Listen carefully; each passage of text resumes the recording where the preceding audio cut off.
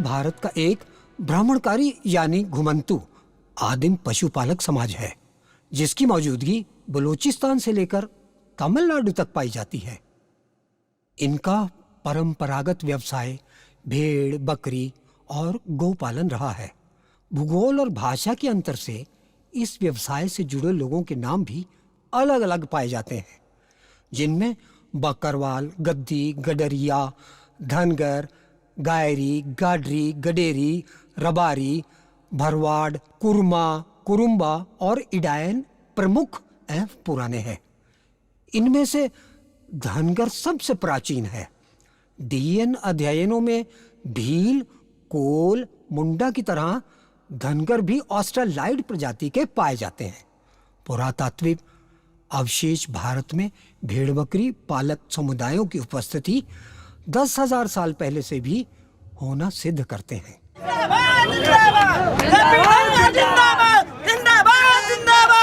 इस कानपुर के संचालन में अभी तक आपके जिले का नाम तक नहीं दर्ज था। अगर पुलिस वालों को कप्तान साहब अगर 3 महीने का वेतन नहीं दे तो इनकी बीवी इनका बुरा हाल कर देंगे।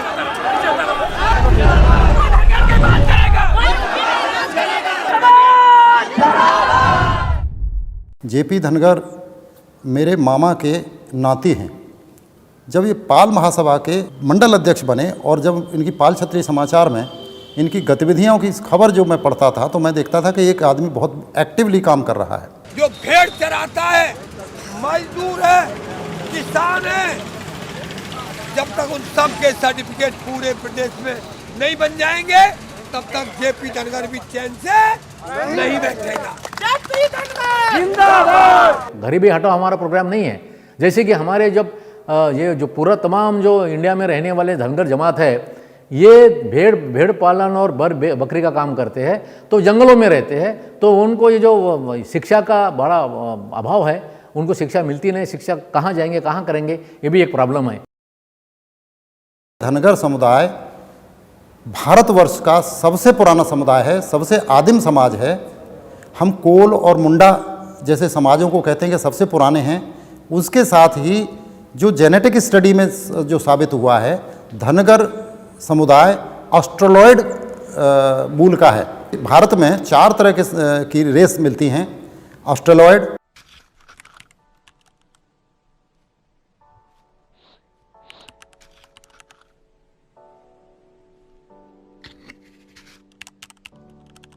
द्रविड़,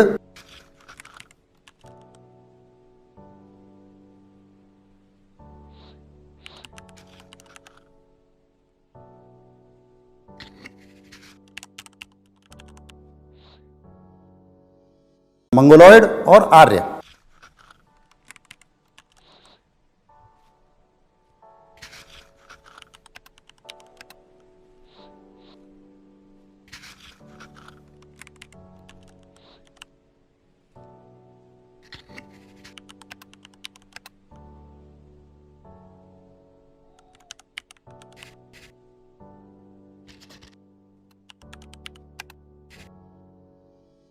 इसमें ऑस्ट्रेलॉयड सबसे पुराना समुदाय है, जो द्रविड़ों से भी पहले इस देश में आया हुआ है, और धनगर उस समुदाय में का सिद्ध हुआ है जेनेटिक स्टडी में।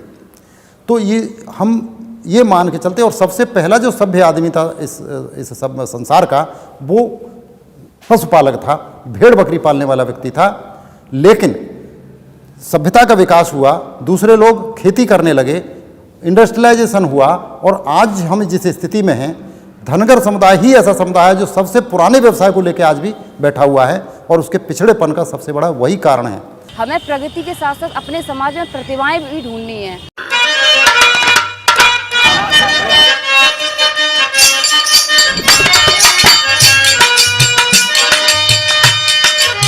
जेपी धनगर जिंदाबाद, धनगर मसीहा जेपी साहब के विषय में हमरे कवि जी लिखत बाड़न।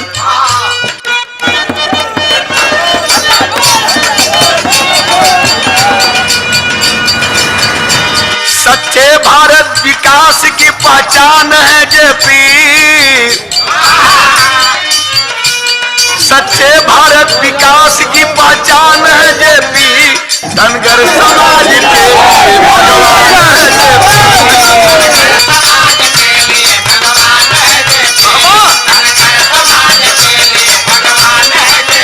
अरे सच्चे भारत विकास की पहचान है जेपी, सच्चे भारत विकास की पहचान है जेपी, धनगर समाज के लिए भगवान है जेपी।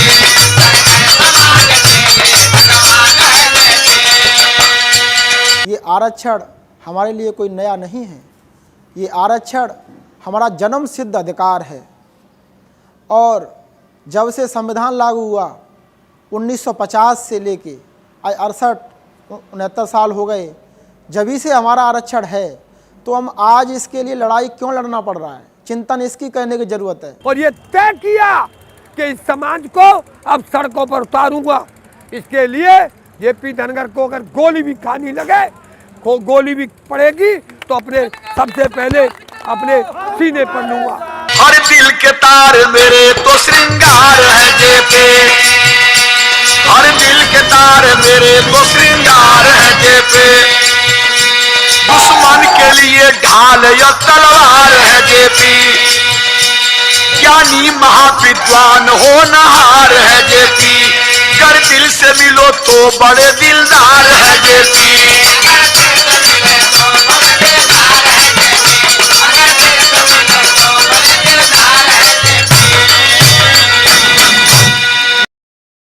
जो हमारे साथ पैदल यात्रा में चलेंगे उनका नाम लिखा जाएगा।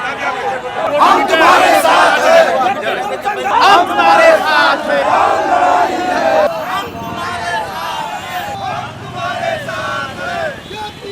30 अगस्त को मिल चुके, प्रार्थना पत्र दे चुके। इसके विरोध में अगर माननीय मुख्यमंत्री जी ने 4 बजे तक हमारा ज्ञापन नहीं लिया और न कोई कार्रवाई की, तो अब हम विधानसभा को 4 बजे के बाद घेरने का काम करें। नेता महानायक या किसान है जेपी, नेता महानायक या किसान है जेपी, धनगर समाज के लिए भगवान है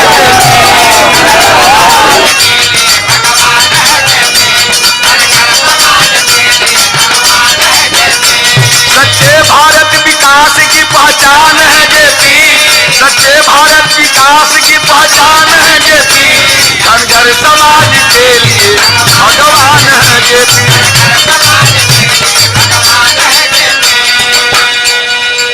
मैं कहता हूं मित्रों, उनके कर्मों को देख करके,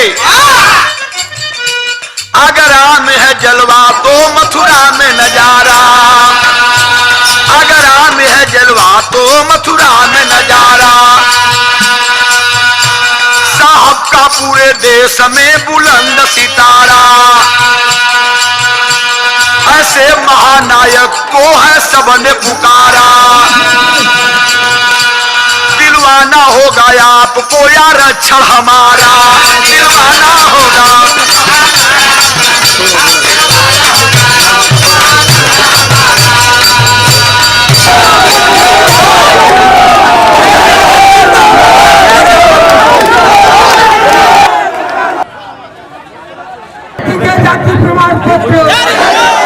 समाज के साथ सम्राट भी जागेगा और जिस दिन सम्राट जाग जाएगा तो तख्ता पलट करने की ताकत इस समाज में है। मैं धनगर समाज के सभी बंधुओं से ये कहना चाहूँगी कि शिक्षा ही एक ऐसी चीज़ है जो हमें अच्छी और बुरे में फ़र्क करना सिखाती है। अपनी बेटियों को, महिलाओं को अधिक से अधिक शिक्षित करें, क्योंकि अगर आपकी महिलाएं शिक्षित होंगी, जिस तरीके से जो दहेज उत्पीड़न और जो महिलाओं के साथ जो उत्पीड़न होता है, अगर वो शिक्षित होंगी तभी वो अपनी आवाज़ उठा पाएंगी और अपने जो समाज में उनके लिए जो परिवर्तन वाले माहौल बन रहे हैं उनका डटकर सामना कर पाएंगी। अंबेडकर साहब का ने जो कम्युनल अवार्ड वहाँ से अंग्रेज़ों से लिया था, फिर अनुसूचियाँ बनाई, अनुसूचित जाति जनजाति की जो सूचियाँ बनाई, उसका मतलब यही था कि उनको आबादी के अनुपात में उनको जीवन के हर क्षेत्र में उनके लोग पहुँचे। उस मंशा से, उस दृष्टि से उन्होंने वो किया था। और क्योंकि जो कमज़ोर समाज हैं वो सोशली और एजुकेशनली बैकवर्ड हैं, उनको रोका जाता है, न उनके पास आर्थिक सामर्थ्य होती है, न उसके पास शैक्षणिक सामर्थ्य होती है कि वो दूसरे लोगों के मुकाबले में उस जगह पहुंच सकें। ये यहाँ की शासन की जिम्मेवारी थी कि जो कॉन्स्टिट्यूशनल प्रोविज़न है उसका इम्प्लीमेंटेशन किया जाए। तो उत्तर प्रदेश और महाराष्ट्र के और इतर धनगर समाज को ही ऐसा प्रावधान कॉन्स्टिट्यूशन होने के बाद भी लास्ट 50 साल से इनजस्टिस हुआ है, अन्याय हुआ है। जिस तरीके से हमारे जेपी नेता ने कहेंगे उस तरीके से हम लोग जो है अपना खून पसीना बहाने के लिए तैयार हैं और यहाँ से जो है कानपुर से लखनऊ तक जो है पैदल चलने की पद यात्रा तैयार किए हैं। हम लोग आज चलने के लिए तैयार कर दिए हैं। संघर्ष करो।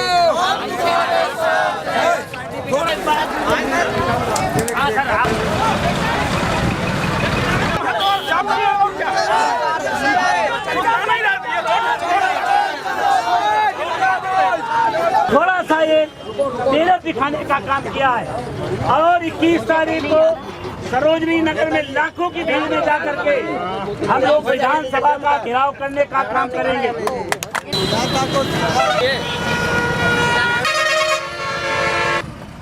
हो सकता है हम पर लाठियां भी चले, हो सकता है हम पर पानी की बौछार भी हो। धनगर का सर्टिफिकेट मांगते हैं, गडेरिया आठ बताकर नहीं देते हैं। यह माननीय उच्च न्यायालय इलाहाबाद व माननीय राष्ट्रीय अनुजात आयोग आदेश की अवहेलना मानी जाएगी। 3-4 महीने से बैठक की और ये तय किया कि इस समाज को अब सड़कों पर उतारूंगा। इसके लिए जेपी धनगर को अगर गोली भी खानी लगे, गोली भी पड़ेगी तो अपने सबसे पहले अपने सीने पर लूंगा। सम्मान अगर टूटता है तो उसके साथ पूरा समाज टूट जाएगा। तो समाज के ऊंचाइयों को बरकरार रखने के लिए हमें अपने अगुआ के अगुवाई को बरकरार रखना जरूरी होगा। एक जुनून है, जज्बा है कि मुझे मेरा सर्टिफिकेट चाहिए तो चाहिए।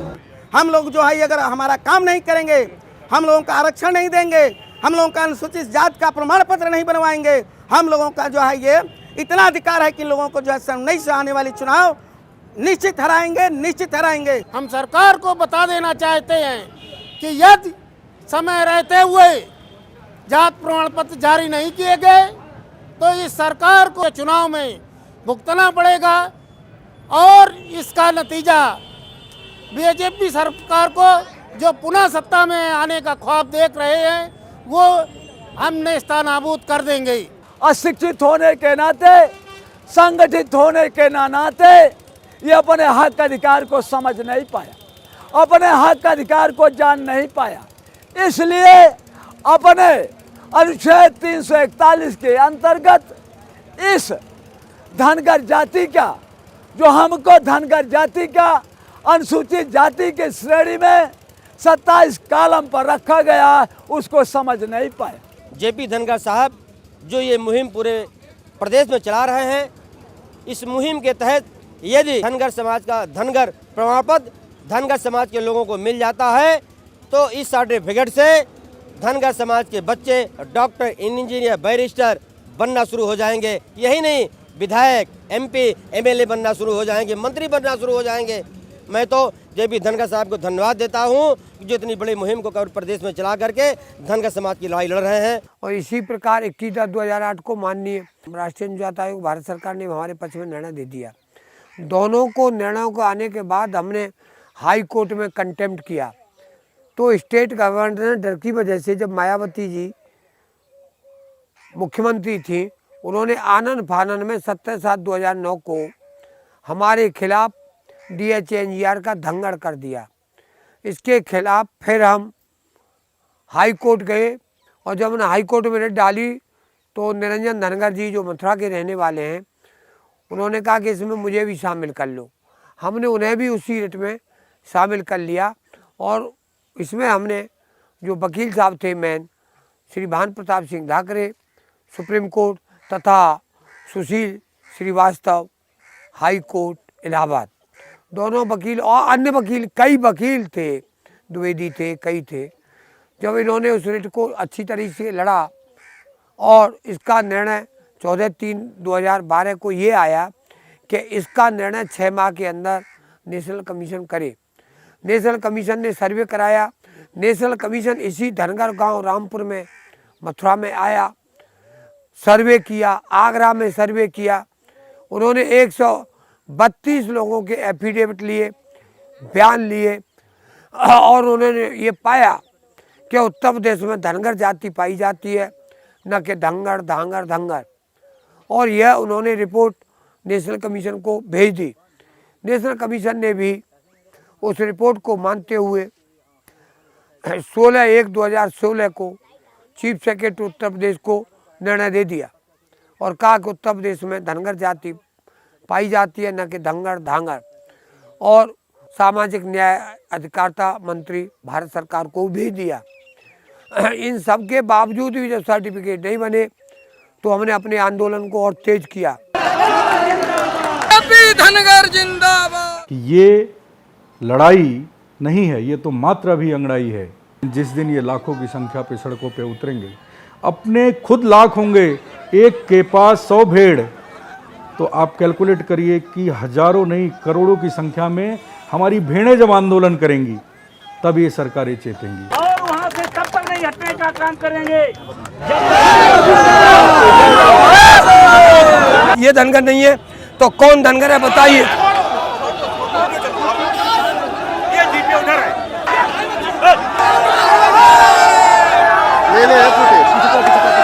जब तेज ज़्यादा हुआ तो उत्तर प्रदेश सरकार में दबाव में आई जब अखिलेश जी थे, और अखिलेश जी ने 24 अक्टूबर 2013 को उत्तर प्रदेश के समस्त जिलाधिकारियों को धनगर अनुसूचित जाति के जाति प्रमाण पत्र बनाने का शासनादेश जारी कर दिया।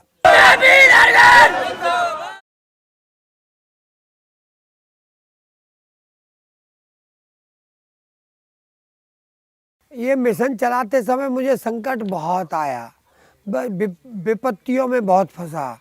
और यहाँ तक है कि मैं आपको ये बता दूँ, मैंने अभी बताया भी था कि मैं अपने गांव में आया तो सब कह रहे यार ये तो पुलिस में रहा, क्या पुलिस से ज़्यादा पैसा मिल गया, नौकरी छोड़ रहा है, या धनगर के मुद्दे पर हमें चमार बना रहा है। ये चर्चाएं बहुत हुई। यहाँ तक है कि मुझ पर आरोप प्रत्यारोप बहुत लगे। खैर मैंने इस समाज के नाम पर अपनी नौकरी में भी लात मार दी, छोड़ दी। और छोड़ने के बाद भी मैंने ये नेशनल कमीशन में गया तो 1 रुपये नहीं मैंने किसी से मांगा। बहुत दिन तो मैंने यही नहीं पता चलने दिया कि मैं कर क्या रहा हूँ। नौकरी भी कर रहा था, नेशनल कमीशन के मुकदमे भी, और आर्थिक रूप से काफ़ी कमज़ोर होता चला गया। जब बच्चे मेरे इंजीनियरिंग कर रहे थे तो एक बार तो एक ऐसा समय आया कि बच्चों के पैसे लाए, इंजीनियरिंग के लिए पैसे भी नहीं बचे थे। इसके बाद हमारे यहाँ भूप सिंह जी जो वरिष्ठ प्रशासनिक अधिकारी थे, हमारे यहाँ राधे श्याम जी धनगर जी थे, वो भी अच्छी सर्विस कर रहे थे। अनेक लोगों ने इसमें साथ तो दिया, लेकिन आर्थिक रूप से हमें सहयोग की नहीं मिल पाया। कारण ये रहा, एक दिन का भी घटना बता दूं कि हमें 2 अक्टूबर को हम नेशनल कमीशन से मिलने गए थे दिल्ली, और जब हम लौट रहे थे तो मैंने भूप सिंह जी से ये कहा, पेशकार साहब से, कि बाबूजी राजा मंडी पे हमें उतरना है पर गाड़ी नहीं रुकती है। वो चलती गाड़ी से कूद गए, और कूदने के बाद मुझे लगा कि गाड़ी के नीचे आने वाले, कम से कम गाड़ी की स्पीड 30-40 थी। मुझे उनके ऊपर कूदना पड़ा, यहाँ तक है कि मेरे भी पैंट फट गए। उनकी तो जान बची, उनके तो पैंट फटे, चोटें आई। इसमें कई बार ऐसा हुआ कि रात के 2 मतलब हमें सुबह कोई 6 बजे अधिकारी बुला रहा है दिल्ली, हमें जाना पड़ा। बहुत पैसा खर्च हुआ, रिजल्ट तो हमारे फेवर में आए, लेकिन कष्ट इतना हुआ कई बार, जैसे प्रोफेसर साहब ने हमें जेल भिजवा दिया। 5 जनवरी 2005 को क्या मतलब था, एसपी श्री गुलाब सिंह थे, हम में ताकत नहीं होती तो वो तो सड़वा देते, छोड़ना पड़ा। पागल खाने भिजवाया। ये केवल धनगर का मुद्दा था। प्रोफेसर एसपी सिंह बघेल साहब ने धनगर का खूब विरोध किया, अब तक विरोध किया, और मैं कह रहा हूँ, अब भी दावे के साथ कह रहा हूँ कि वो सर्टिफिकेट बनवाने में सहयोग कर ही नहीं रहे। दरअसल प्रॉब्लम वहाँ से स्टार्ट होता है जब तत्काल बसपा सरकार जो 2009 में थी, उन्होंने एक आर्डर पास किया 17 जुलाई 2009 को, जिसमें जो है उन्होंने बोला कि धांगड़ जाति का सर्टिफिकेट बनना चाहिए। ये बातें जब मालूम पड़ा जेपी धनगर जी को, तब उन्होंने तत्काल इलाहाबाद हाई कोर्ट का रुख किया। उन्होंने एक याचिका डाली और माननीय हाई कोर्ट ने जो है कि बहुत ही अच्छा निर्णय दिया कि यहाँ पे जो है कि धनगर जाति रहती है, ना कि धनगर जाति रहती है। और उन्होंने राष्ट्रीय अनुसूचित जाति आयोग को एक आदेश भी दिया कि आप 6 महीने के अंदर ये जांच कीजिए पूरे प्रदेश में कि यहाँ पे धनगर है या धानगढ़ है, और हमें जो है कि उसकी एक सूची जो है सौंपिए। राष्ट्रीय अनुसूचित जाति आयोग ने जो है उसका सर्वे किया, और उस सर्वे में जो है कि करीब 3 दिसंबर 2012 को उन्होंने जो है कि एक डॉक्यूमेंट्री भी जो है कि माननीय आयोग को जो है कि दिया, इलाहाबाद हाई कोर्ट को, कि यहाँ पे जो है कोई धानगढ़ जाति नहीं रहती है, यहाँ पे धनगर जाति रहती है उत्तर प्रदेश में, इसलिए धनगर जाति का सर्टिफिकेट बनाया जाए। तो हम लोगों ने माननीय जीपी धनगर साहब के साथ कंधे से कंधे मिलाकर इस लड़ाई में बढ़ चढ़कर हिस्सा लिया, और धनगर की लड़ाई में जिस तरह आंदोलन चल रहे थे सभी लोगों ने अच्छा समर्थन दिया, बहुत अच्छा सहयोग किया, और बहुत सारे लोगों का सर्टिफिकेट भी बना। जेपी तेरी नेक कमाई तूने सूती कौम जगाई, तो ये चीज़ है मेरे लिए। जेपी धनगर मेरे लिए ये है कि उन्होंने मतलब मुर्दों को जगाने का काम किया है। जो भेड़ चराता है, मजदूर है, किसान है, जब तक उन सब के सर्टिफिकेट पूरे प्रदेश में नहीं बन जाएंगे तब तक जेपी धनगर भी चैन से नहीं बैठेगा। तुम्हारे साथ